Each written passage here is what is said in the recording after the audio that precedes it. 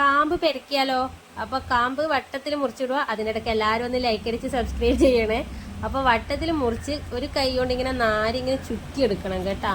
എന്നിട്ട് ഇതാ അതിങ്ങനെ അട്ടിക്ക് വെച്ച് ഇതുപോലെ കുഞ്ഞു കുഞ്ഞായിട്ട് മുറിച്ചിടണം. ഇതിൻ്റെ കൂടെ പെരക്കാക്കാൻ വേണ്ടിയിട്ട് ഉള്ളിയും പച്ചമുളകും നന്നായിട്ട് ഉപ്പ് ഇട്ടിട്ട് ഞെരടി അട വെക്കുക.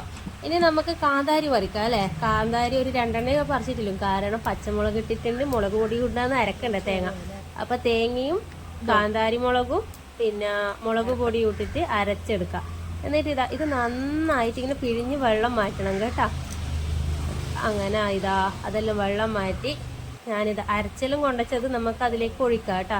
ഞാൻ ചൂടാക്കി തണിഞ്ഞ വെള്ളമാണ് കേട്ടോ ഇതിന് ഉപയോഗിക്കുന്നത്, കാരണം ഇനി അത് കുക്ക് ചെയ്യൂലല്ലോ. പച്ചവെള്ളത്തിന് കൊണ്ടാക്കിയാൽ ശരിയാവില്ല. അതുകൊണ്ട് ഇനി തൈര് ഇട്ട് ഞാൻ വിചാരിച്ചു ഉള്ളിവടയാണെന്നോ.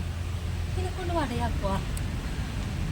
ആർക്കറിയാം, ഓരോരോ തമാശകൾ, അച്ഛന് ഓരോ സംശയങ്ങളാണ്. തൈര് ഉപയോഗിച്ച് അതിന്റെ പാകത്തിന് എടുക്കുക. പുളിയും ഉപ്പൊക്കെ നോക്കുക, എരിവൊക്കെ നോക്കുക. എന്നിട്ട് നമുക്ക് വറവിടാം, അതായത് താളിച്ചിടാം. ഞാൻ എപ്പം വറവിടുവാന്നാണ് കേട്ടോ നമ്മളെ ഇവിടെയെല്ലാം പറയാ. അതുകൊണ്ട് ഞാനങ്ങനെ പറഞ്ഞു പോന്നിയാന്ന്. ഓക്കേ.